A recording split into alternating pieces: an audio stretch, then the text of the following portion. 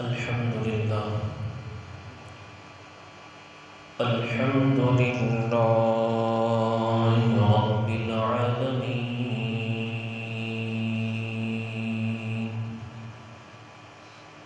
والصلاة والسلام على سيد الأنبياء والمرسلين. أما بعد فأعوذ بالله من الشيطان الرجيم. بسم الله الرحمن الرحيم.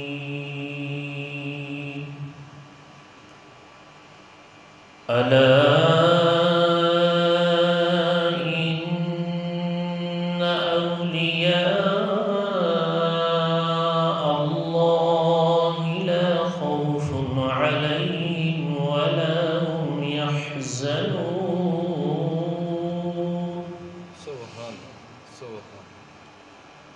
الذين آمنوا وكانوا يتقون. صدق الله العظيم وبلغنا رسوله النبي الكريم الأمين. إن الله وملائكته يصلون على النبي يا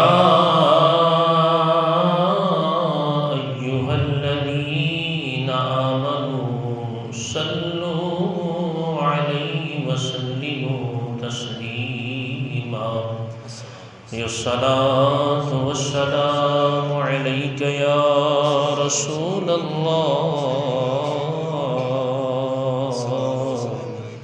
الصلاة والسلام عليك يا حبيب الله. الصلاة والسلام عليك يا نبي الله، وعلى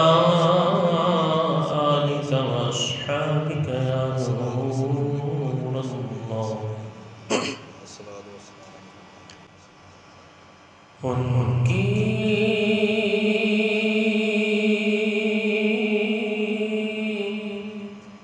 مہک دل کے اونچے کھلا دیے، جس راہ چل گئے ہیں کوچے بسا دیے ہیں،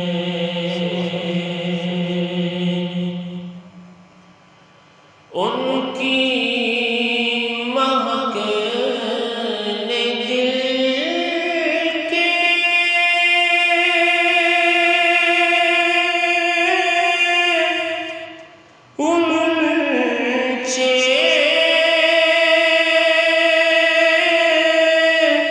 کھلا دیے، جس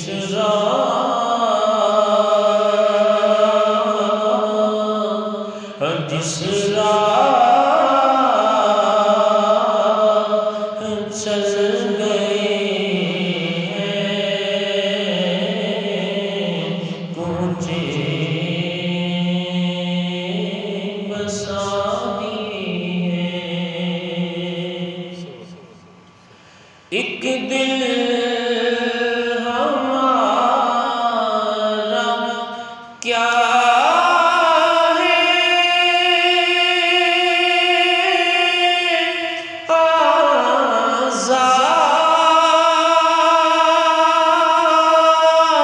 اس کا کتنا،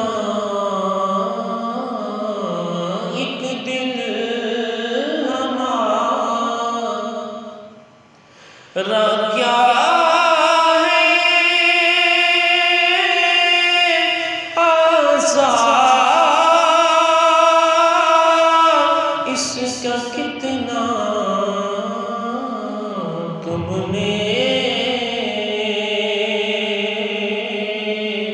آقا تم نے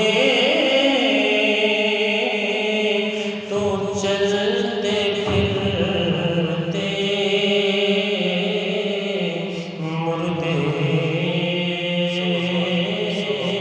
جلا دیے ہیں تم نے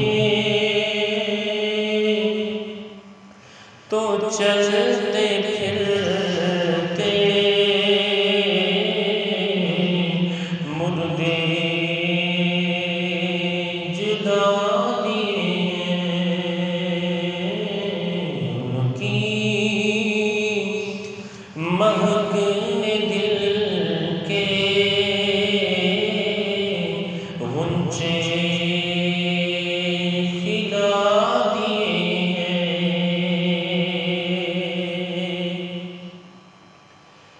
اللہ کیا جہنم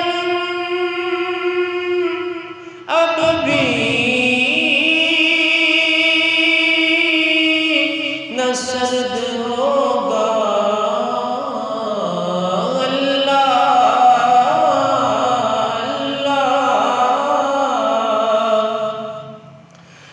کیا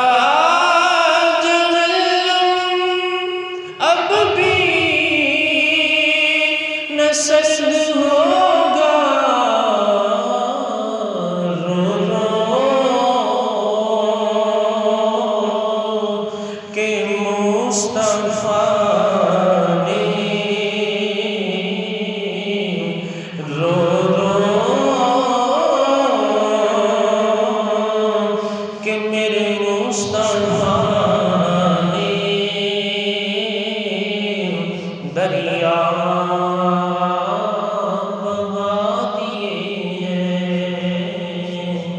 جس راہ چل گئے ہیں کوچے بسا دیے ہیں مولا صلی وسلم دائما ابدا علی حبیبک خیر الخلق کلہم یا رب بالمصطفى بلغ مقاصدنا واغفر لنا ما مضى یا واسع الکرم مولا صلی وسلم دائما ابدا علی حبیبک خیر الخلق کلہم اللہم افتح علینا حکمتک وانشر علینا رحمتک یا ذا الجلال والاکرام۔ معزز و محترم سامعین کرام، بزرگوں، دوستو، حمد و ثنا اس مالک لم یزل کے لیے جو ہر ساجد کا پیارا مسجود ہے، اور درود و سلام بے شمار لاتعداد مرتبہ پیارے آقا دو عالم کے داتا صلی اللہ تعالی علیہ وآلہ وسلم کی پیاری ذات پر۔ شوال المکرم کا مہینہ جاری و ساری ہے۔ اسی شوال میں ہی ایک بہت عظیم الشان بزرگ، جنہیں حدیث کے شعبے میں امیر المؤمنین فی الحدیث کہا جاتا ہے، جن کی پیدائش بھی اسی مہینے میں ہوئی اور ڈیتھ وفات بھی اسی مہینے میں ہوئی۔ باقاعدہ ان کی سیرت شروع کرنے سے پہلے آیہ مقدسہ اس کا ترجمہ میں عرض کرتا ہوں۔ اللہ تبارک و تعالیٰ نے قرآن پاک میں ارشاد فرمایا، الا سن لو ان اولیاء اللہ لا خوف علیہم ولا هم یحزنون۔ سن لو کہ بے شک اللہ کے جو اولیاء ہیں، اللہ کے ولی ہیں، نہ انہیں کوئی خوف ہے اور نہ ہی کوئی غم۔ الذین آمنوا وکانوا یتقون، اور وہ لوگ جو ایمان لائے، وکانوا یتقون، اور پرہیزگاری اختیار کرتے ہیں، اللہ سے ڈرتے ہیں۔ یہ جو آیہ مقدسہ ہیں دو، اس آیہ مقدسہ میں لفظ ہے اولیاء اللہ، تو علماء نے اس کے اوپر بڑا طویل کلام کیا ہے، ہر نے اپنی آراء کو بیان کیا کہ اللہ کا ولی کون ہے۔ اس کا ایک معنی یہ بھی کیا گیا کہ اللہ کا قرب، اور اس کا یہ معنی بھی بیان کیا گیا نصرت، یعنی اللہ کے دین کا مددگار۔ تو بہرحال ساری آراء ذکر کرنا تو مشکل ہے، میں خلاصہ آپ کو عرض کرتا ہوں کہ بعض علماء نے یہ بھی بیان کیا کہ اللہ کے ولی وہ ہیں، اولیاء اللہ وہ ہیں کہ جن کی آنکھ کھلتی ہے تو اس لیے کھلتی ہے کہ اللہ کی فرما برداری والے کاموں کو دیکھا جائے، کہ ہماری جو آنکھ ہے یہ جب بھی کھلے دیکھے تو اللہ کے کاموں کو دیکھے، ایسا کام دیکھے جس پر ثواب ہے، دیکھ کر ایسا کام کرے جس پر ثواب ہے، جس پر اللہ کی رضا ہے، اللہ کا راضی ہونا ہے۔ جن کا ہاتھ اگر بڑھتا ہے، حرکت کرتا ہے تو وہ بھی اللہ کے لیے، جن کے قدم پاؤں چلتے ہیں تو وہ بھی اللہ کے لیے، یعنی جن کا ہر کام ہی اللہ کے لیے ہوتا ہے، ان کا جینا مرنا اللہ کے لیے ہے، اللہ کے حبیب اور اللہ کے رسول کے لیے ہے۔ اور کئیوں نے یہ بھی بیان کیا کہ اللہ کے ولی وہ ہیں جن کا آگے دوسری آیت میں ذکر کیا گیا الذین آمنوا وکانوا یتقون، کہ جن میں یہ دو وصف پائے جاتے ہیں، یعنی اللہ اور اس کے حبیب پر ایمان لے کر آئے اور ڈرتے ہیں، پرہیزگاری اختیار کرتے ہیں، وہ اللہ کے اولیاء ہیں۔ بہرحال ان اولیاء کاملین میں سے، اللہ کے پیاروں میں سے، اللہ کی بارگاہ میں جن کا بڑا مقام ہے، قربت ہے اللہ کی بارگاہ میں، انہیں اللہ کے دین کے مددگار ہیں، ان میں سے ایک بہت بڑا نام امام امیر المؤمنین فی الحدیث امام محمد بن اسماعیل بخاری رحمۃ اللہ تعالیٰ علیہ ہے۔ آپ کا نام محمد ہے، کنیت ابو عبداللہ ہے، اور والد صاحب کا نام اسماعیل ہے۔ آپ 13 شوال المکرم، یہ شوال چل رہا ہے نا، 13 شوال المکرم کو 194 ہجری میں آپ پیدا ہوئے۔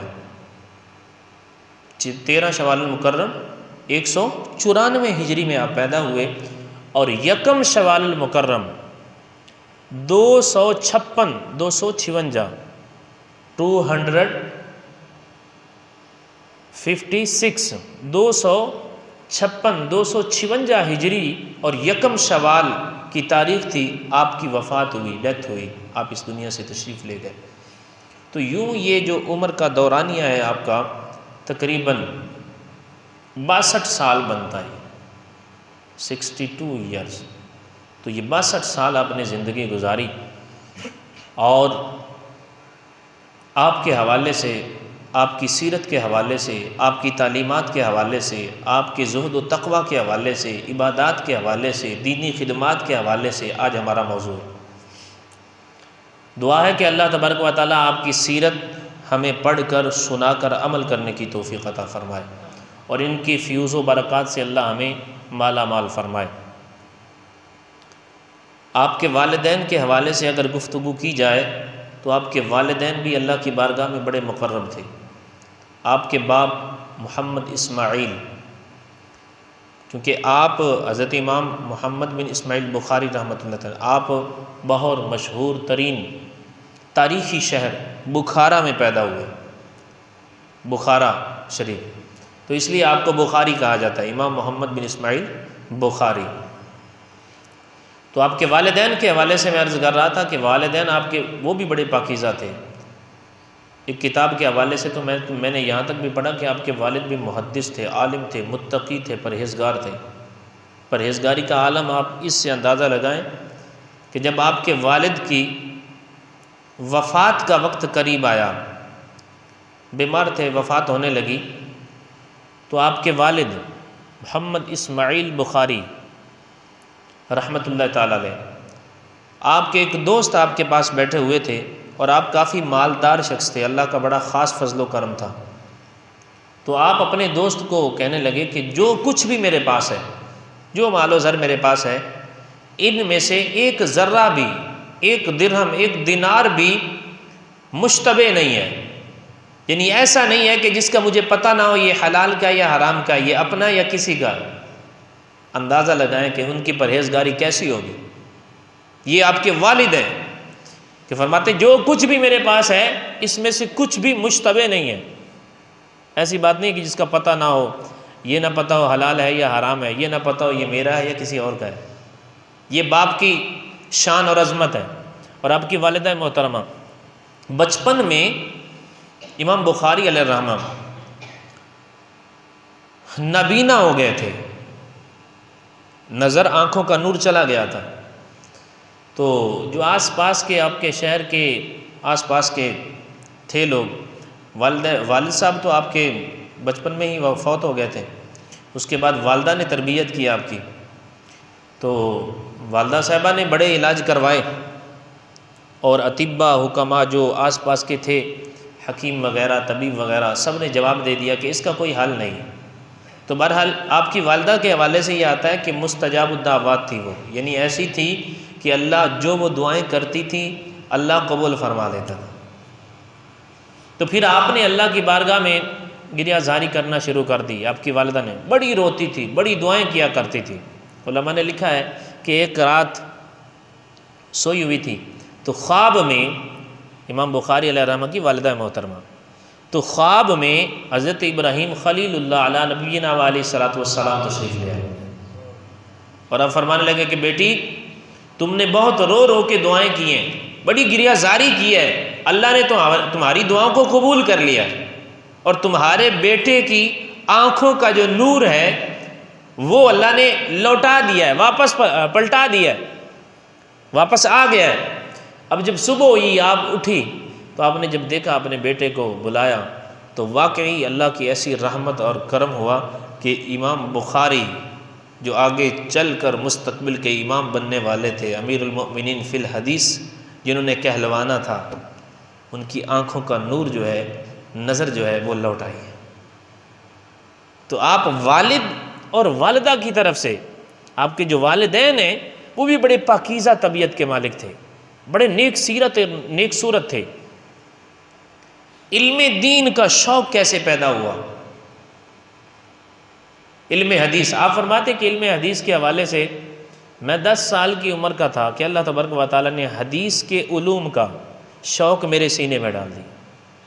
وہ حدیث جس کے بارے میں میرے آقا علیہ الصلوۃ والسلام کا جو مبارک فرمان ہے حدیث پاک، میرے آقا نے ارشاد فرمایا اللہ اسے تر و تازہ رکھے، اللہ اسے تر و تازہ رکھے جس نے میری حدیث کو سنا، اسے یاد کیا اور دوسروں تک پہنچا دیا، آگے پہنچا دیا. یہاں تک آتا ہے کہ سرکار کی حدیث پاک ہے جس کا مفہوم ہے کہ سرکار نے فرمایا جس نے میری امت تک میری 40 احادیث مبارکہ پہنچائی، کل بروز قیامت میں اس کا گواہ ہوں گا، میں اس کا گواہ ہوں گا.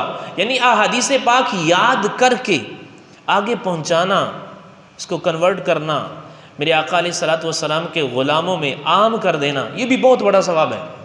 آپ فرماتے ہیں کہ حدیثوں کو یاد کرنا، یہ 10 سال کی عمر تھی میری، اور اللہ تبارک و تعالیٰ نے احادیث کا نا ایک خاص قسم کا شوق، محبت اور الفت حدیث سے یہ میرے دل میں ڈال دی. اور تقریباً 14 سال 16 سال کی عمر میں، اتنی تھوڑی سی عمر میں آپ نے ہزاروں کے حساب سے احادیث مبارکہ زبانی یاد کر لی. کیسا شوق، قربان جائیے. اور پھر جب آپ کے والد صاحب انتقال کر گئے تھے تو کیونکہ آپ کو شوق تھا علم دین سیکھنے کا بہت زیادہ، تو اب والد صاحب نے کافی سارا مال چھوڑا تھا ترکے میں، کافی سارا وراثت میں آپ کو کافی سارا مال ملا، تو اب علم دین بھی چھوڑنا نہیں چاہتے تھے. تو آپ نے پھر کیا کیا، اپنا سارا وہ جو مال ہے نا وہ مداربت پہ دے دیا. مداربت یہ ایک تجارت کی ایک قسم ہے، ایک اصول ہے، طریقہ کار ہے کہ اس میں کیا ہوتا ہے کہ ایک طرف سے مال، ایک شخص کا مال ہوتا ہے، دوسرے کی محنت ہوتی. اس شریعت نے ایک مبارک ہمیں طریقہ دیا ہے کہ بعض اوقات ہمارے معاشرے میں ہوتا ہے نا، کوئی لوگ مالدار ہوتے ہیں لیکن کام کرنے کا انہیں پتہ ہی نہیں ہوتا، ڈھنگ ہی نہیں ہوتا. کئی غریب ہوتے ہیں لیکن ماہر ترین آدمی ہوتے ہیں، بڑے ذہین ہوتے ہیں، ان کے پاس پیسے نہیں ہوتے کاروبار کرنے کے. تو یہ مداربت کی صورت میں ہمارے اوپر یہ خاص کرم ہوا. تو آپ نے وہ جو پیسے تھے نا، آپ نے جو وراثت میں آپ کو ملا، وہ مداربت پہ کسی شخص کو، تاجر کو دے دیا. وہ کام کرتا رہا اور مہینے کی جو آپ کو آمدن ملتی تھی، نفع ملتا تھا، وہ 500 درہم تھا. تو اب یہ 500 کا 500 آپ علم دین سیکھنے میں، کتابیں لینے میں سارا خرچ کر دیتے، غریب طلبہ کی بعض اوقات مدد کر دیتے۔ یوں دیکھیں آپ کی سیرت کے حوالے سے کہ ساری کی ساری آمدنی پیارے مصطفیٰ علیہ الصلوۃ والسلام کے دین کے لیے خرچ ہو رہی ہے۔ اور آج کل ہمارا جو ذہن ہے نا وہ عجیب و غریب قسم کا ہوتا ہے۔ ہم بعض اوقات مذہبی لٹریچر لینے کے حوالے سے بھی کنجوسی کا شکار ہوتے ہیں، یعنی پڑھنا علم دین، کئیوں کو شوق ہوتا ہے نا، ویسے ہی دین کے حوالے سے گفتگو کرنا بڑی اچھی بات ہے، شوق ہونا چاہیے، لیکن یہ بغیر کسی معلومات کے، بغیر پڑھے کے، بغیر سیکھے کے یہ گفتگو کرنا، یہ بعض اوقات ہلاکت کا سبب ہے۔ سمجھ آ رہی؟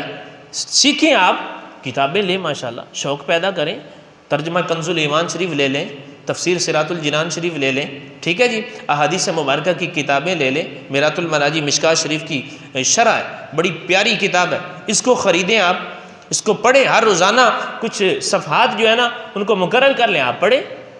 تو ہمارے بزرگان دین جو ہے نا، دین سے خاص قسم کی ان کو محبت ہوا کرتی تھی۔ علماء کی صحبت میں بیٹھنا، وہاں سے علم حاصل کرنا، یا کتابیں خرید کر وہاں سے علم حاصل کرنا، یہ پیاس ہوتی تھی ان کی۔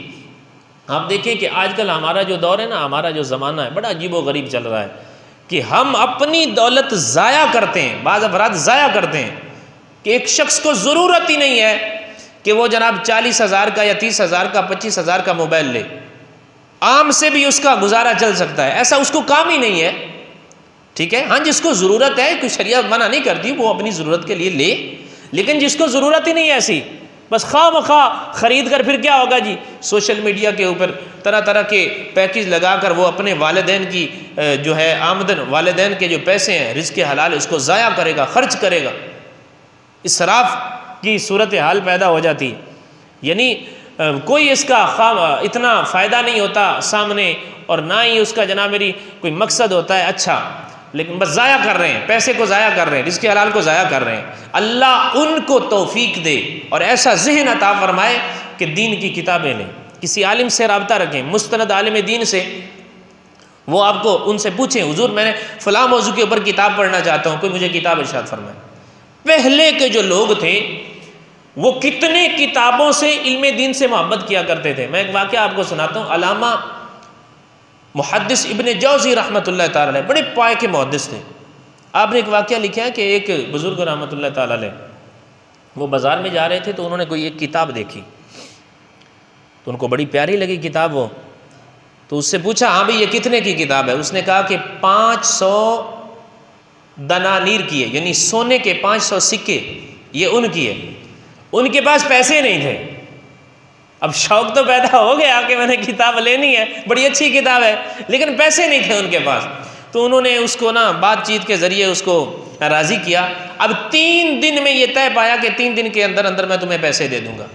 اب کتاب بھی خرید لی، گھر گئے، پیسوں کی کوئی صورتحال نہیں بن رہی تھی، تو کیا کیا؟ اپنا گھر بیچ دیا، اپنا گھر بیچ دیا، اور 500 دینار جو ہیں سونے کے سکے وہ اس شخص کو آ کر دے دیے جسے کتاب لی تھی۔ ذرا اندازہ لگائیں کہ پہلے کے جو بزرگان دین تھے، مسلمان تھے، دین سیکھنے کا جذبہ ان کے اندر کتنا عظیم تھا۔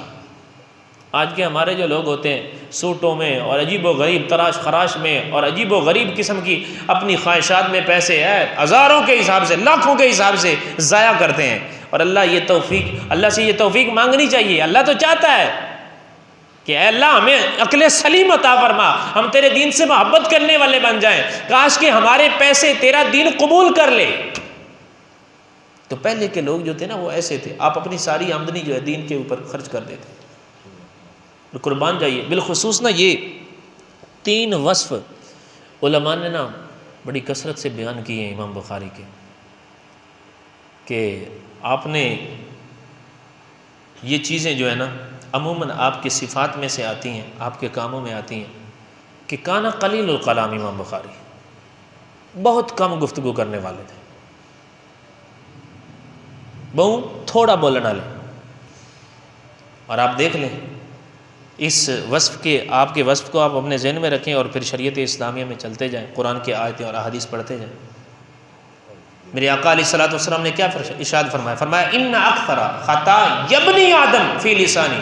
سرکار نے ارشاد فرمایا کہ بے شک اکثر خطائیں جو ابن آدم کرتا ہے نا وہ زبان کی وجہ سے ہوتی ہیں، وہ زبان کی وجہ سے ہوتی ہیں. ایسا روایتوں میں آتا ہے جب صبح ہوتی ہے نا، صبح ہوتی ہے، یہ جسم کے سارے اعضاء جو ہے نا یہ زبان کے سامنے عاجزانہ التجا کرتے ہیں کہ ہمارے بارے میں اچھا سوچنا، کہ اگر تو درست رہی ہم درست، اگر تو پھسل گئی تو پھر ہمارا کوئی حال نہیں. یہ بول دیتی ہے، گال نکال دیتی ہے، پھر جو چھتر پڑتے ہیں وہ سارا جسم محسوس کرتا ہے.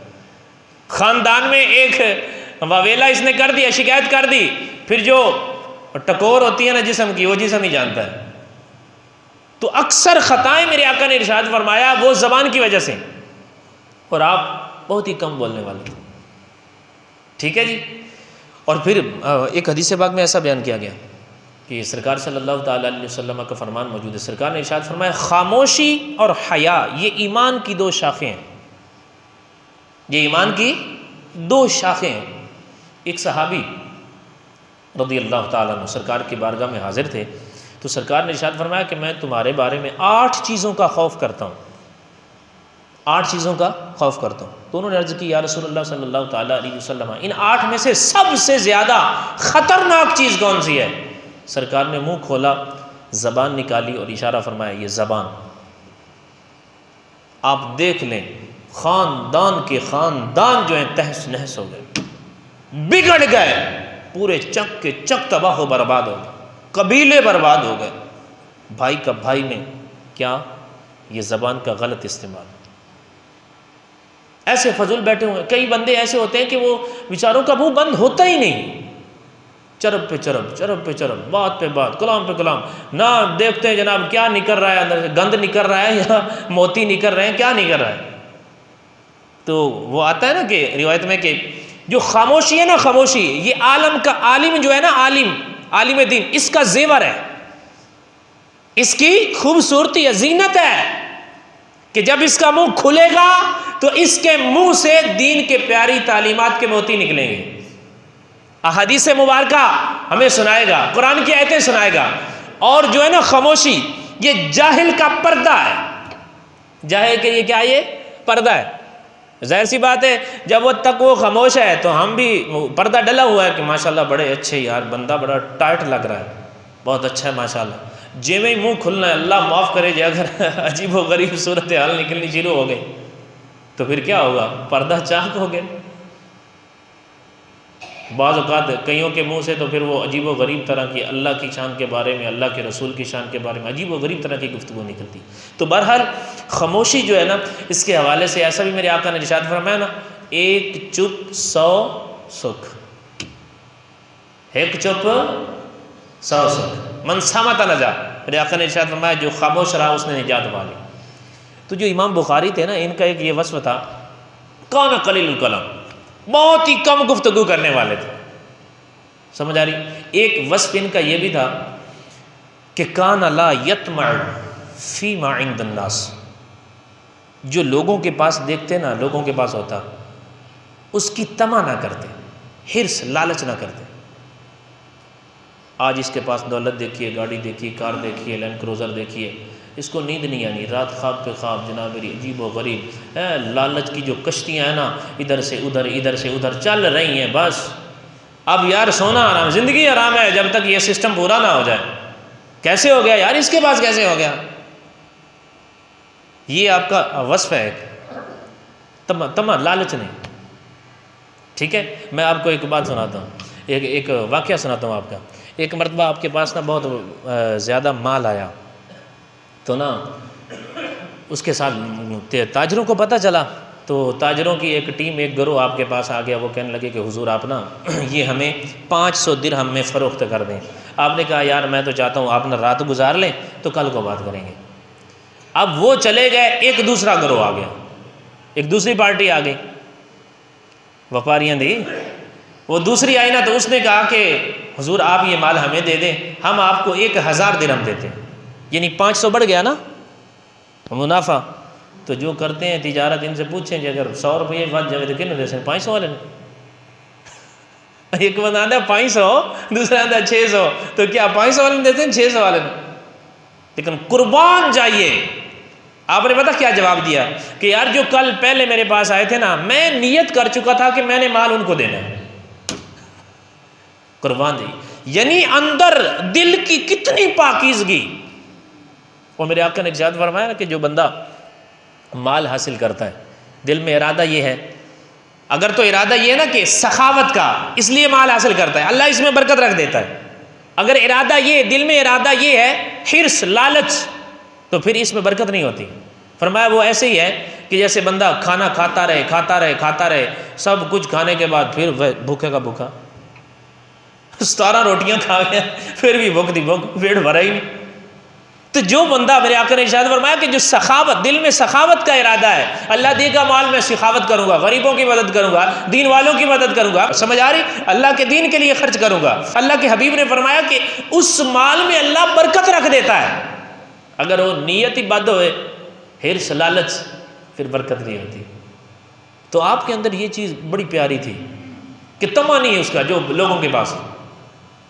اور میرے آقا نے کیا خوب ارشاد فرمایا نا کہ ایک شخص سرکار صلی اللہ تعالیٰ علیہ وسلم کی بارگاہ میں حاضر ہوئے، عرض کرنے لگے یا رسول اللہ صلی اللہ تعالیٰ علیہ وسلم، مجھے کوئی ایسا کام بتا دیں کہ اللہ بھی مجھ سے محبت کرے اور لوگ بھی مجھ سے محبت کریں.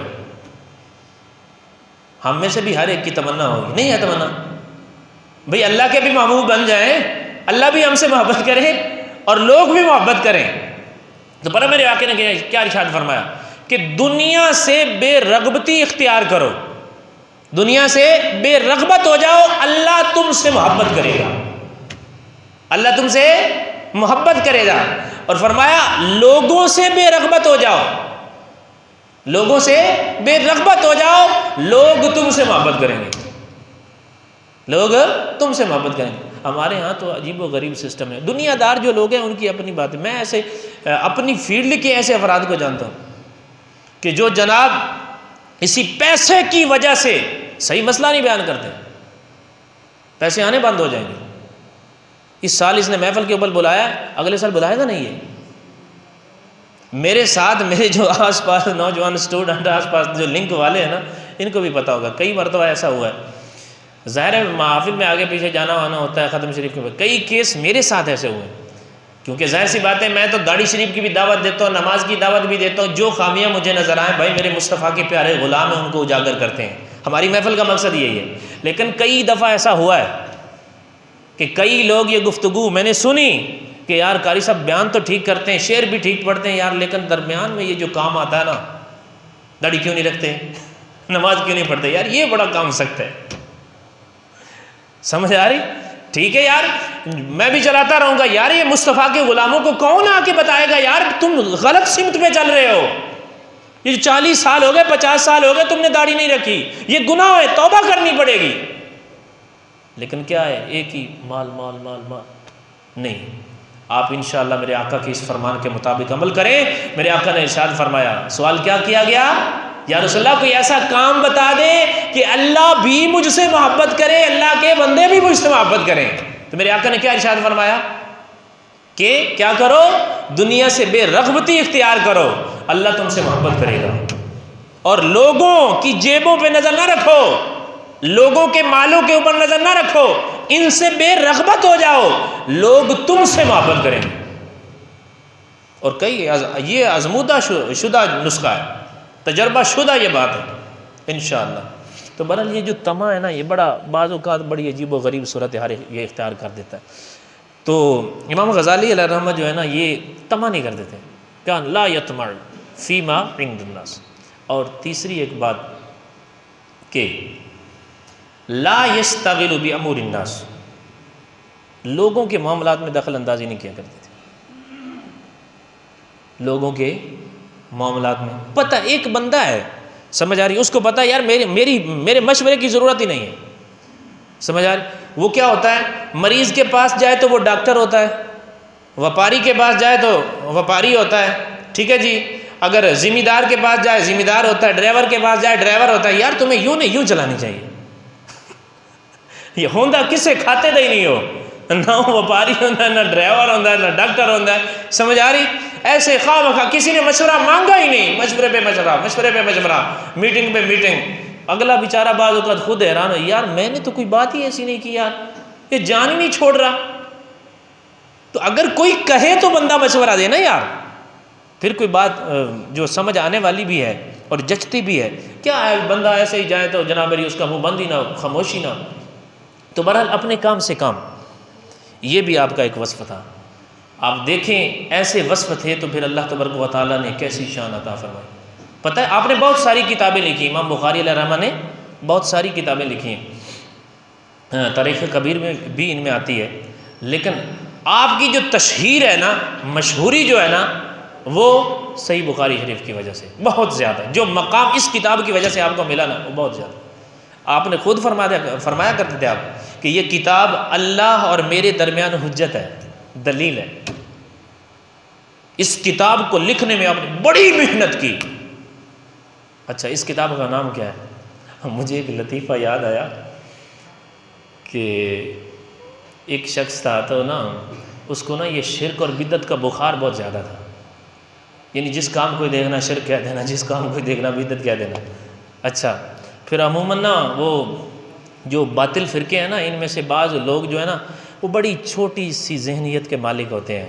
بس ایک حدیث پڑھ لی تو جناب میری وہ سارے عاشقان رسول سنیوں کے اوپر لگانی شروع کر دی، یہ تم نے شرک کر دیا، یہ تم نے بدعت کر دی، یہ کر دیا، وہ کر دیا. اچھا اس بندے نے اس نے یوں سمجھا ہوگا شاید کہ بھائی یہ بھی مولوی لگتا ہے کہ وہ پائیا آدھ پا اسی. وہ میرے پاس آ گیا جی مسئلہ یہ تراویح کے حوالے سے، تو کہہ رہا ہے یہ تو بخاری شریف میں بھی ہے. میں کہا یار میں سب کچھ مان لوں گا، تو بخاری شریف کا جو نام حضرت امام محمد بن اسماعیل بخاری نے رکھا ہے نا وہ نام سنا دو. بخاری شریف کا وہ نام بتا دو کہ میں یہاں پہ نام صاحب بڑا ہے. بندہ پکڑا گیا جی. اب کیا ہے، بخاری شریف بڑی اعلیٰ ترین کتاب ہے، اصح الکتب بعد کتاب اللہ تعالی الصحیح البخاری. کہ اللہ قرآن مجید جو ہے نا، اللہ کی مبارک کتاب قرآن مجید، اس کے بعد صحیح ترین کتاب وہ بخاری شریف ہے. اتنی عظیم ترین کتاب ہے. لیکن کچھ لوگ جو ہیں وہ بخاری کو پڑھتے ہیں تو بخار آتا ہے. کیا آتا ہے؟ بخار آتا ہے. ان کو شرک کی بیماری لگ جاتی ہے، بدعت کی بیماری لگ جاتی ہے. سمجھ آ رہی؟ وہ مشینیں بنا لیتے ہیں گھر میں بیٹھے ہوئے، فیکٹریاں بنا لیتے ہیں. لیکن کچھ جو ہے وہ اگر عاشق مصطفیٰ کا چشم دیا ہوا، یہ اینک دیا ہوا جو ہے نا، اس کو لگا کے پڑھتے ہیں نا بخاری شریف، پھر بخار نہیں، پھر شفا ملتی ہے. پھر شفا ملتی ہے، تندرستی ملتی ہے. تو میں عرض کر رہا تھا کہ بخاری شریف کا نام، اس بندے کو نام نہ آیا جی. اب میں نے اسے بتایا، میں نے کہا بھائی اصل نام اس کا یہ ہے جو امام بخاری نے نام رکھا، الجامع الصحیح المسند المختصر من امور رسول اللہ صلی اللہ علیہ وسلم. کیا نام ہے جی؟ تسی پڑھ لو نال. بعض اوقات ہو جاتا ہے کوئی پوچھ لینا ہے بھی امام بخاری اتنے بڑے امام ہیں، امیر المؤمنین فی الحدیث، انہوں نے کتاب دا نام کی. ٹھیک ہے اپنی عوام دے وچ مشہور ہوئی ہے بخاری شریف بخاری شریف بخاری شریف، لیکن جو صحیح نام اس کا رکھا گیا نا وہ یہ ہے، الجامع الصحیح المسند المختصر من امور رسول اللہ صلی اللہ علیہ وسلم. یہ بخاری شریف کا نام ہے. اور بخاری شریف جو کتاب لکھی گئی نا، قربان جائیے اس کے لکھنے میں بھی بڑے نرالے انداز اپنا امام بخاری، بڑے نرالے انداز. آپ خود فرماتے ہیں کہ اس کتاب کو میں نے 3 مرتبہ لکھا. اس چیز سے کیا جھلکتی ہے؟ دین میں احتیاط پیش نظر ہے، چمک رہی ہے احتیاط کہ جب بھی حدیث کا معاملہ ہو، قرآن کا معاملہ ہو، کبھی بے باک نہ ہونا. 6 لاکھ حدیث مبارکہ، کم و بیش اس سے بھی زیادہ حدیث مبارکہ امام بخاری کو یاد تھی، 6 لاکھ. اور کئیوں کو ہم میں سے نا کئیوں کو ایسا ہوتا ہے کل شام کا شاید کھانا کس کے ساتھ کھایا ہے، سالن کون سا تھا وہ بھی پتہ نہیں ہوگا. جب آپ نے بخاری شریف لکھ دی نا تو کسی صاحب نے عرض کیا کہ حضور یہ جتنی حدیثیں آپ نے اس میں لکھی ہیں یہ ساری آپ کو یاد ہیں؟ آپ نے فرمایا الحمدللہ یہ ساری یاد ہیں. کم و بیش 6000 احادیث مبارکہ ہیں بخاری شریف میں. اور آپ فرماتے ہیں کہ یہ ان 6 لاکھ احادیث مبارکہ میں سے میں نے ایک نچوڑ نکالا، اور جتنی بخاری شریف میں میں نے حدیثیں لکھی ہیں وہ سب کی سب صحیح ہیں. 6,000 کم و بیش 6,000 حدیثیں پڑھ. محترم اور محتشم عاشقان رسول، تو یہ حدیث بخاری شریف کا یہ درجہ ہے، اور یہ اللہ تبارک و تعالیٰ نے بخاری شریف کو شان بھی دی ہے. آپ دیکھیں کہ کیسے آج کل جناب میری بخاری شریف کا ذکر عام ہوتا ہے زبانوں کے اوپر. ہاں جو اہل حق کرتے ہیں کچھ جو ہے وہ اپنے جو ہے نا باطل مقاصد ان کے لیے کرتے ہیں، لیکن اہل حق ماشاء اللہ اس ایسے پیارے دلائل موجود ہیں بخاری شریف. تو میں عرض کر رہا تھا جو انداز امام بخاری نے اس کے لکھنے میں اپنایا نا بڑا پیارا، کہ ہر حدیث سے پہلے، توجہ سے سنیے گا بات، ہر حدیث کے لکھنے سے پہلے آپ فرماتے ہیں میں غسل کرتا، پھر 2 رکعت نفل پڑھتا. کیا کرتا؟ غسل کرتا ہر حدیث سے پہلے، پھر 2 رکعت نفل پڑھتا. اس کے بعد یہ حدیث صحیح ہے، صحت یا عدم صحت، اس کے بارے میں استخارہ کرتا. اس کے بعد وہ حدیث لکھتا. ایک حدیث کے لیے اتنی محنت. یہ یار وہ لوگ تھے جو مزاروں میں چلے گئے. آج کل کے زمانے میں تو ہیں کئی اللہ کے پیارے ایسے. پتہ ہے ہمارے بزرگ امام مالک علیہ الرحمہ، آپ کا جذبہ دیکھنے، جب کوئی کہتا نا کہ حدیث پاک ہمیں فلاں بتا دیں، آپ کیا کہتے؟ ممبر سجایا جائے، خوشبو سے معطر کیا جائے، اس کو بٹھا دیا جائے. میں غسل کر کے آ رہا ہوں. غسل کرتے، جبہ پہنتے، پھر ممبر پہ تشریف لاتے، پھر حدیث رسول کی تلاوت کی جاتی. تو بخاری شریف جو ہے یہ اتنی محنت کے ساتھ لکھی گئی، سمجھ آ رہی؟ اور پھر قربان جائیے اس بخاری کی شریف کے حوالے سے علماء نے لکھا ہے، کتب میں موجود ہے، کہ جس گھر میں جس بندے کو کوئی بھی مشکل ہو، کوئی مصیبت ہو، بیماری ہو، وہ بندہ گھر میں بخاری شریف جو ہے نا یہ پڑھا لے، انشاءاللہ حل ہو جائے.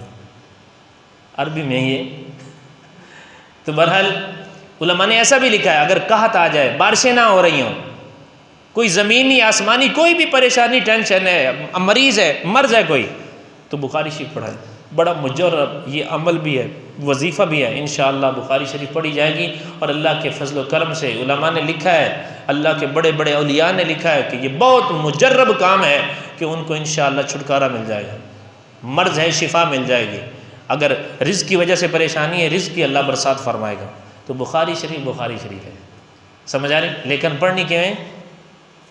کسی عاشق رسول سے چشمہ لے کر کہ اس کو پڑھنے کے بعد بخار نہ ہو جائے، پڑھنے کے بعد بخار نہ ہو جائے، بلکہ کیا ہے؟ شفا ملے. تو احادیث مبارکہ، کئی احادیث پاک ایسی ہیں، کئی قرآن کی آیتیں ایسی ہیں کہ اگر ہم صرف ان کے ظاہر کو دیکھیں نا تو ہم درست سمت نہیں چل سکیں گے. پیچیدگی ہوتی ہے کئی احادیث پاک میں، درمیان میں کوئی اور چیز ہوتی ہے، چھپی ہوتی، موقع محل جو ہوتا ہے اس حساب سے آیا مقدسہ سے. تو جب انشاءاللہ ایک ایسے بندے کے پاس آپ بیٹھیں گے نا کہ جس کے سینے میں عشق رسول کا چراغ جل رہا ہے، انشاءاللہ پھر بخاری شریف سنیں گے، پڑھیں گے، تو انشاءاللہ شفا میں ہوں گی، بیماریاں دور ہوں گی.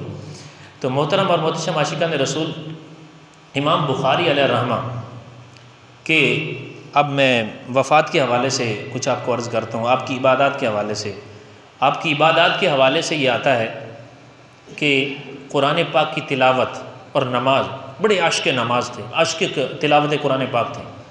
ایک مرتبہ آپ نماز پڑھ رہے تھے، اس واقعے سے آپ اندازہ لگائیں، نماز پڑھ رہے تھے اور نماز کے درمیان ایک شہد کی مکھی نے پیٹھ کے اوپر 17 بار ڈنک مارا، پیٹھ سوج گئی. نماز پڑھنے کے بعد آپ نے اپنے شاگردوں کو فرمایا کہ یار یہ دیکھو تو صحیح یہ کیا ہے. جب دیکھا گیا تو شہد کی مکھی تھی اور پیٹھ جو ہے سوجی ہوئی تھی، سوج چڑھی ہوئی ہے. تو عرض کی کہ حضور آپ نماز توڑ دیتے، اتنی تکلیف، 17 بار اس نے ڈنک مارے اور آپ نے نماز نہیں ختم کی. آپ نے فرمایا یار میں قرآن کی ایک آیت پڑھ رہا تھا اور میری خواہش تھی کہ یہ آیت مکمل ہو جائے، یہ آیت مکمل ہو جائے، قربان جائیے یار. 17 بار شہد کی مکھی نے ڈنک مارے لیکن نماز ختم نہیں ہوئی، تلاوت قرآن ختم نہیں ہوئی. نماز مکمل کرنے کے بعد فرمانے لگے دیکھو یار یہ کیا ہے. ایسے عاشق قرآن اور ایسا عشق نماز سے کہ آپ نماز تراویح میں تو ایک قرآن پاک پڑھتے ہی تھے، لیکن 3 دن میں نماز تہجد میں ہر روزانہ تہجد کے وقت آپ 10 پارے جو ہیں ان کی تلاوت کیا کرتے تھے. 3 دن میں قرآن پاک ختم. افطاری میں جناب میری تلاوت قرآن، سحری میں تلاوت قرآن. یہ دیکھیں یار کیسا عشق ہے اور کتنی عبادات ہیں. اور ہمارے ہاں بعض اوقات علماء ہیں، اگر ان کو بھی عبادت کا جو ہے نا خوب انتظام اور انتظام کرنا چاہیے، اہتمام کے ساتھ کریں، لیکن عوام جو ہے ان کو تو ان سے بڑھ کر کرنا چاہیے۔ اور خوف خدا قربان جائیے، اس واقعے سے آپ اندازہ لگائیں اللہ کے بندوں کی حقوق ان کا کتنا خیال کرتے تھے اور خوف خدا کیسا تھا۔ آپ کے ایک دوست تھے، تو ان کے حوالے سے آتا ہے کہ ایک مرتبہ نا تیر لے کر نا دونوں دوست، امام بخاری اور آپ کا دوست چل رہے تھے، تو ایک جگہ پہ پہنچے تو آپ نے نا تیر چلایا، اور وہ تیر نا ایک لکڑی کی پل بنی ہوئی تھی اس کے اندر لگ گیا۔ آپ نقصان ہو گیا پل کا، اب بڑے پریشان کہ اب کیا بنے گا۔ تو امام بخاری علیہ الرحمہ نے اپنے دوست کو کہا کہ یار اس کے مالک کو ڈھونڈو، یار وہ جہاں بھی ہے نا اس کو کہو یار اس کا جو بھی توان ہے، جو بھی اس کا آتا ہے نا ہم تمہیں مرمت کروا دیتے ہیں، جو بھی بنتا ہے نا یہ، لیکن یہ حق یار برابر ہو جانا چاہیے، یہ حق برابر ہو جانا ہے۔ آپ خود فرماتے ہیں کہ کل بروز قیامت کوئی بھی بندہ ایسا نہیں ہوگا اللہ کی بارگاہ میں جو یہ کہے کہ مولا میرا حق امام بخاری کے اوپر ہے وہ مجھے دلا دے، کوئی بھی ایسا بندہ نہیں ہوگا۔ آپ کے دوست وہاں پہنچے، اس شخص کو جس کی پل تھی اس کو پتہ چلا، نے کہا کہ یار ایسا نقصان ہو گیا تو یا تم معاف کر دیں یا جو بھی اس کا بنتا ہے وہ آپ پیسے لے لیں۔ تو اس نے کہا کہ جا کے امام بخاری کو بتا دینا کہ یہ ایک پل کیا، میرا سب کچھ آپ کے لیے، میرا علماء کے ایسے دوست بھی افراد ہوا کرتے تھے، میرا سب کچھ آپ کے لیے۔ جب وہ آپ کا دوست واپس آیا نا آپ بڑے مسکرائے کہ اللہ کا فضل ملا ہے کہ اس نے معاف کر دیا، لیکن اس کے ساتھ ساتھ پتہ کیا کیا، فوراً 300 درہم آپ نے خیرات کیے اور 500 احادیث مبارکہ جو علم دین سیکھنے والے طلبہ تھے ان کو سنائی۔ یعنی کوئی نعمت ملے نا اس کے اوپر، ہم تو صرف یہی کہتے ہیں نا کہ یہ جو طوفان بدتمیزی ہم سجاتے ہیں، کیا کرتے ہیں کہ اللہ بیٹا دے دیا تو جو ڈھول بھی ساتھ ہے، عورتیں بھی ساتھ ہیں، سارا نظام ساتھ ہے، بابن مناون چلیں۔ ہم بابوں کے خلاف نہیں ہیں، اللہ کے اولیاء حق ہیں، لیکن یہ جو بغیرتی کا جنازہ ہم نکالتے ہیں نا اس کی اجازت نہیں کدھر۔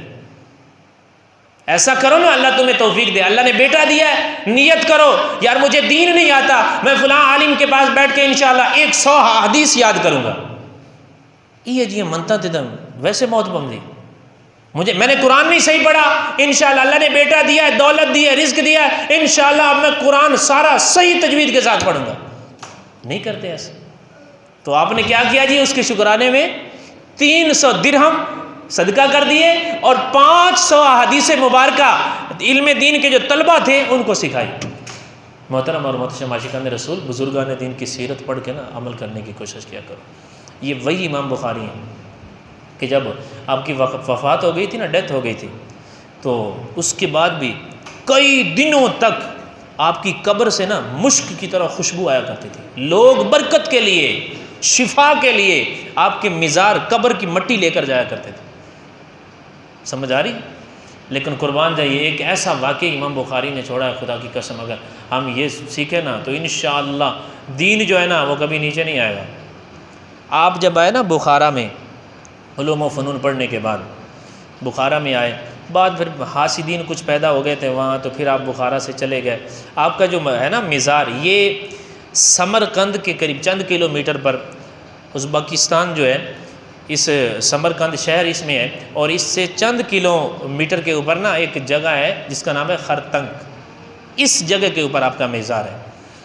تو جو بخارا تھا، بخارا سے جیسے آپ نکلے نا باہر تشریف لے کر آئے، یہ بھی بڑا طویل واقعہ ہے کہ کیسے وہاں وفات ہوئی، کہ سمرقند والے لوگ جو ہیں انہوں نے خطوط بھیجے، حضور آپ یہاں تشریف لے آئیں، ٹھیک ہے۔ آپ وہاں جا رہے تھے تو رستے میں آپ نے پھر دعا کی، اے مالک و مولا تیری زمین اتنی وسیع ہے لیکن میرے اوپر تنگ ہوتی نظر آ رہی ہے، مجھے اپنے پاس بلا لو، اے اللہ مجھے اپنے پاس بلا لے۔ حاسدین ہو گئے نا پیدا، اور جہاں بندہ کوئی ایک مخلص بھی آ جائے نا، عالم بھی آ جائے، مسجد ساری بھری ہوئی ہے، اس میں سارے ایسے نہیں ہوں گے، کوئی بھی عالم آ جائے، میں اپنی بات نہیں کر رہا، کوئی بھی عالم آ جاتا ہے، بزرگ آ جاتا ہے کہ سارے ہی وہ جناب میری ایکس اے سے لے کر زیڈ تک ہے بالکل جناب کہیں کہ بالکل ٹھیک ہیں، نہیں، کچھ حاسدین پیدا ہو گئے تھے۔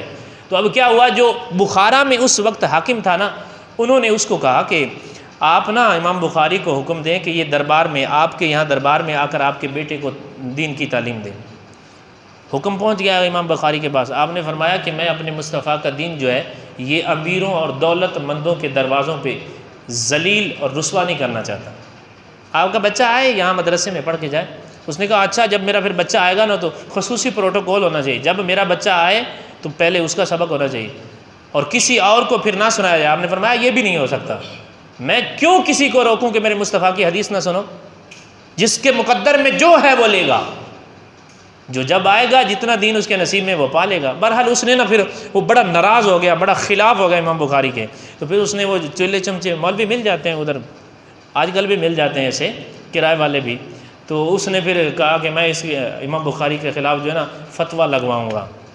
تو بہرحال پھر یہ خلافت عباسیہ کا واقعہ ہے، اس وقت یہ چل رہی تھی، تو اس وقت جب وہ خلافت عباسیہ کا جو بڑا تھا اس کو پتہ چلا تو اس بندے کو ذلیل و رسوا کر کے گدھے کے اوپر بٹھا کر اس کو بخارا سے نکالا گیا اور پھر قید کر دیا گیا۔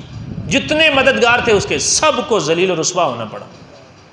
تو محترم اور محتشم عاشقان رسول، لیکن امام بخاری نے اپنے مصطفیٰ کی دین کو ذلت پہ پیش نہیں کیا کہ ان مالداروں کے قدموں میں دین کو پیش کر دیں، نہیں، میرے دین، میرے آقا کے دین کی اپنی عزت ہے، اپنی شان ہے۔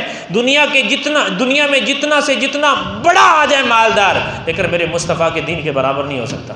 کبھی بھی ایسا نہیں کرنا چاہیے۔ جو ہمارے اس منصب کے اوپر رہنے والے ہیں نا، جو علماء یا مولوی حضرات ہیں، ان کو بھی خدارہ ایسا نہیں کرنا چاہیے کہ غریب کی دعوت آ جائے تو ہڑتال ہو جائے، کوئی ٹائم نہیں حضرت میرے پاس، میں بڑا مصروف ہوں، لیکن امیر کی دعوت آ جائے تو گھٹنوں کے بل چل کے جائے۔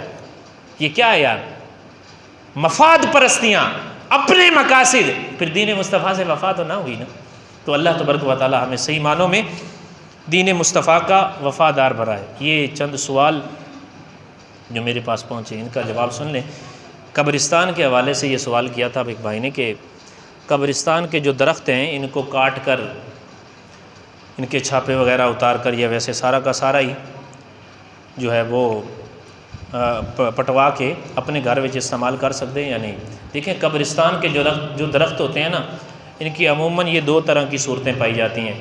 اگر تو کوئی شخص ایسا ہے کہ اس نے خود ہی قبرستان کے آس پاس درخت لگائے ہیں، خود ہی پانی دیتا رہا بڑے ہو گئے، تو وہ خود ان درختوں کا مالک ہے، وہ کاٹے گھر لے جائے جہاں مرضی لے جائے، کوئی مسئلہ نہیں ہے۔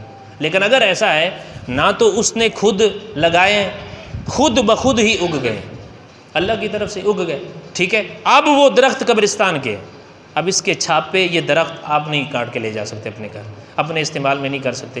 سوال کرنے والے نے جو سوال کیا نا تو وہ اس طرح کیا کہ درخت وہ قبرستان کے کاٹ کے تو انہوں نے مسجد کے اوپر وہ پیسے لگا دیے ہیں، بالکل اس کی اجازت نہیں ہے۔ ہاں اگر وہ درخت آپ نے کٹوائے ہیں، بیچے ہیں، تو جتنے پیسے ان کے آپ کو موصول ہوئے، آپ کے پاس آئے ہیں، وہ سارے کے سارے قبرستان کی آبادی کے لیے، تعمیر کے لیے لگائیں۔ آپ مسجد کے اوپر استعمال نہیں کر سکتے، کسی اور جگہ کے اوپر استعمال نہیں کر سکتے۔ یہ قبرستان کے درختوں کے حوالے سے معاملہ رہا، اس کا شرعی طریقہ کار آپ اپنے ذہن میں رکھیے گا۔ نمبر 2، امام صاحب، کیسے شخص کو امام بنایا جائے؟ یہ کل غالباً عصر کے بعد مجھے اصل میں جیسے قاری صاحب کا بھی میں نے عرض کیا ہوا ہے کہ کسی نے اگر کوئی سوال کرنا ہو قاری صاحب کو پہنچا دیا کریں، یا کسی طرح میرے پاس اگر پہنچ جائے تو میں عرض کر دیا کروں گا کہ ایک امام صاحب ہیں، ان کی داڑھی بھی مکمل ہے لیکن لوگ ان کے پیچھے نماز نہیں پڑھتے، سمجھ آ رہی؟ تو اب ذہن میں سوال آتا ہے، دیکھو اگر تو نماز اس لیے نہیں پڑھتے، کوئی ان کا اپنا ذاتی مسئلہ ہے، اپنی ذاتی کوئی دشمنی ہے، انانیت ہے، پھر ان کو خود اپنے آپ کو درست کرنا چاہیے۔ لیکن اگر کوئی شریعت کے مطابق ہے نا ایسی بات، اس کی قرات درست نہیں ہے، یا فاسق مولن ہے، بد مذہب ہے، ایسا شخص ہے جس کی گستاخیاں کفر کو پہنچتی ہیں، تو پھر کیا ہے، اس کو تو لازم ہے نا فوراً فارغ کر دیا جائے۔ لیکن اس کے ساتھ ساتھ یہ ذہن میں سوال آتا ہے، امام بنایا کیسے جائے؟ کس شخص کو امامت جو ہے نا یہ اس کے سپرد کی جائے؟ تو یہ بات ذہن میں رکھیے، امام جو شخص ہے وہ صحیح العقیدہ سنی عاشق رسول ہونا چاہیے، صحیح العقیدہ سنی عاشق رسول، صحیح الطہارہ، پاکیزگی اور ناپاکی کے مسائل جانتا ہو، صحیح القراءہ یعنی اس کی قرات بھی درست ہو، نماز کے مسائل وغیرہ بھی جانتے ہیں۔ عالم ہو تو مدینہ ماشاءاللہ بڑی اچھی بات ہے، لیکن اگر عالم نہیں ہے تو عالم کی پیروی کرنے والا ہو، علماء کی صحبت میں بیٹھنے والا ہو، ان سے مسائل پوچھنے والا ہو، نہ کہ اپنے اندر ہی اپنے پیٹ سے ہی عجیب و غریب طرح کے مسائل جو ہے وہ گھڑ کر بیان کرنے والا ہو۔ تو اس طرح کا جو ہے نا امام آپ بنائیں، تو پھر انشاءاللہ لطف بھی نرالا ہوگا نماز پڑھنے کا۔ اور اعلیٰ حضرت علیہ رحمۃ تو یوں بھی لکھتے ہیں کہ امام کے اندر کوئی جسمانی یا روحانی ایسا عیب نہ ہو جس سے لوگ نفرت کرتے ہوں، جس سے لوگ نفرت کرتے ہوں۔ تو اس لیے امام جو ہے نا یہ بڑا خاص منصب والا شخص ہوتا ہے، اس کی بڑی عزت بھی بڑی ہے، مقام بھی بڑا ہے۔ ایسا نہیں ہے کہ جب جی چاہے اس کو مصلی سے کھینچ کر باہر نکال دیں، جب جی چاہے اٹھا کے ادھر لے آئیں، نہیں، ایک شریعت کا طریقہ کار ہے۔ آپ نے چھٹی اگر کروانی ہے اس کی تو پھر بھی کسی عالم سے رابطہ کر لیں، ساری کنڈیشن ذکر کریں، اور عالم بھی ایسا فیصلہ نہ کرے کہ ایک پہلو سے ایک جانب سے ساری گفتگو سنے اور امام صاحب کی سنے ہی نہ۔ تو سارا اس کا حل پراپر نکل سکتا ہے کہ دونوں جو ہے نا، دونوں جانب والے یہ دونوں کسی عالم کے پاس بیٹھ جائیں، امید ہے انشاءاللہ اس کا حل نکل جائے گا۔ اور یہ تیسرا مسئلہ کہ جو خطبے کی اذان ہوتی ہے، یہ جمعے کی دوسری اذان، اس کا جواب دے سکتے ہیں یا نہیں؟ پہلے بھی یہ مسئلہ میں نے بیان کیا تھا چند دنوں پہلے۔ تو اس کے حوالے سے جو یہ ہے نا مسئلہ کہ مقتدی کے لیے جائز نہیں ہے کہ وہ خطبے کی اذان کا جواب دے، یہی محتاط ترین مسئلہ، اور یہی محتاط ترین جو ہے فقہا نے لکھا ہے کہ مقتدی جو ہے وہ اذان کا جواب نہیں دے سکتا۔ ہاں اگر مقتدی وہ دل میں اذان کا جواب دے دیتا ہے یا دعا کر لیتا ہے تو پھر اس کے اوپر کوئی حکم نہیں ہے، محتاط انداز وہی ہے، اور فتویٰ اسی کے اوپر ہی فقہا نے دیا ہے کہ جواب اس کا نہیں دے سکتا۔ لیکن جو امام ہے، خطیب ہے، وہ اونچی آواز میں دعا بھی کر سکتا ہے، وہ کیا ہے اس کا جواب بھی دے سکتا ہے، لیکن تلفظ کے ساتھ، اونچی آواز کے ساتھ یہ مقتدی اذان کا جواب، جو خطبے والی اذان ہے، جمعے کی دوسری اذان ہے، اس کا جواب نہیں دے سکتا۔ اللہ تبارک و تعالی ہمیں عمل کرنے کی توفیق عطا فرمائے، آمین بجاہ نبی۔